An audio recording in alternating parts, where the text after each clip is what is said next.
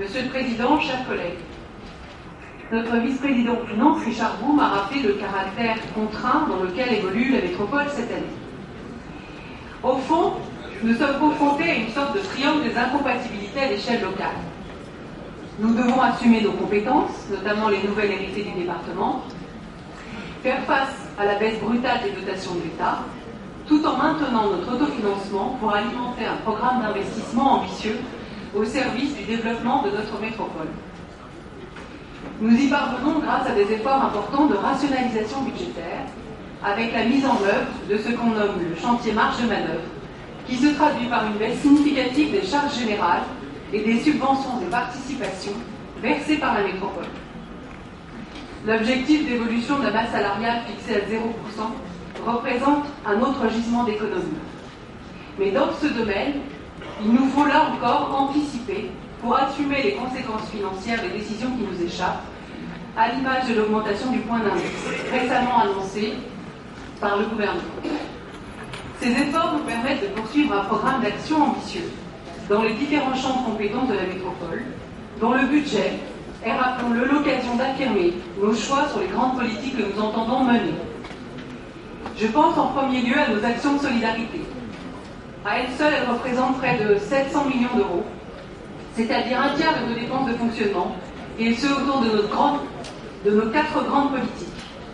Compensation du handicap, bien vieillir, enfance et famille, et emploi et insertion. Bâtir une métropole inclusive, c'est venir en aide aux personnes les plus fragiles. Cette solidarité est au fondement de notre pacte social.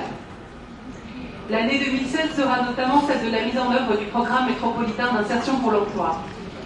Plus de 254 millions d'euros seront consacrés au versement de l'allocation RSA bien sûr, mais aussi aux actions d'insertion par l'activité économique et aux mesures d'accompagnement social et socio-professionnel, notamment avec le cofinancement de contrats aidés et le soutien aux ateliers et chantiers d'insertion pour remettre en scène les personnes éloignées de l'emploi. L'objectif cette année est de financer plus et de financer en moyenne mensuelle près de 900 postes contre 800 en 2015, et ce sera l'objet d'une délibération qui vous sera soumise au vote ultérieurement. Pour contenir cette dépense sociale, nous devons articuler nos compétences d'insertion et de développement économique et ainsi disposer de leviers que n'avait pas le département.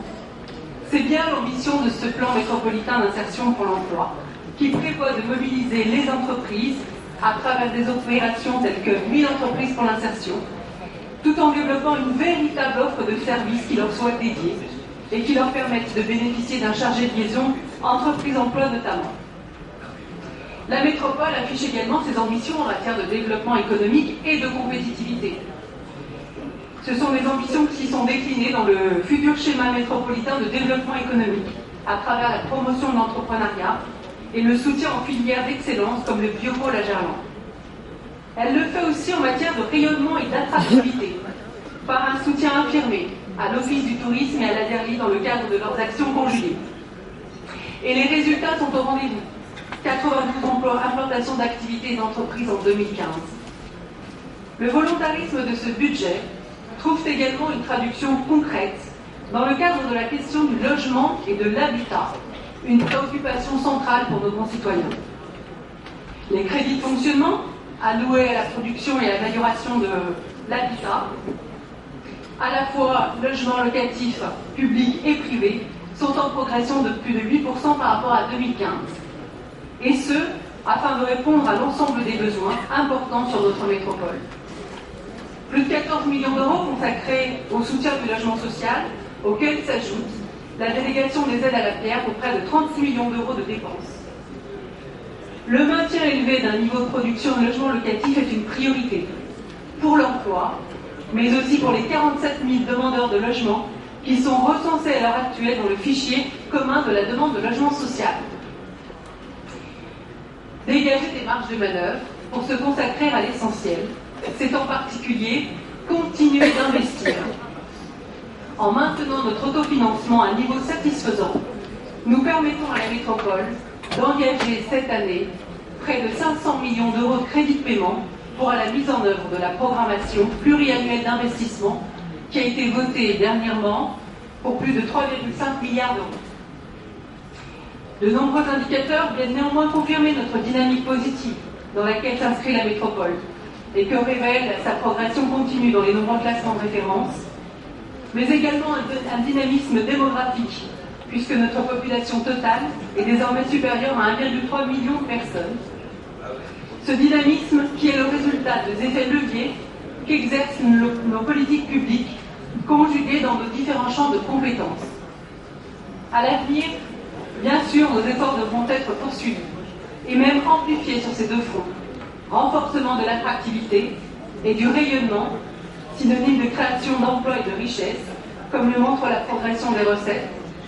Rationalisation budgétaire également, afin de limiter l'impact de l'augmentation des politiques sociales et de dégager des marges d'investissement supplémentaires. Mais il ne s'agit pas de sabrer dans des dépenses de manière aveugle. Il s'agit avant tout d'améliorer l'efficacité de l'action publique, qui pour nous est une priorité. Le pacte de cohérence métropolitain sera porteur d'un certain nombre d'innovations à exploiter pleinement pour réaliser des économies de gestion et de mutualisation.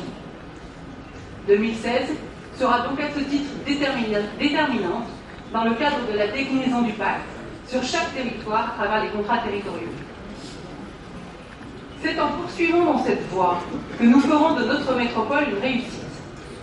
Le modèle lyonnais d'intercommunalité est attentivement observé de l'extérieur parce que notre collectivité constitue une architecture institutionnelle unique en France, alors même que, dans ce même temps, de très nombreux départements sont étranglés financièrement, ce qui montre les limites d'une décentralisation fondée sur une trop grande spécialisation au niveau départemental dans l'aide sociale.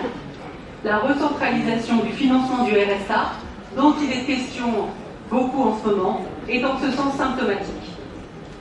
La métropole montre donc un chemin possible qui deviendra peut-être demain, si nous réussissons, une référence pour les autres métropoles et un modèle de gouvernance de l'hyperurbain. Je vous remercie.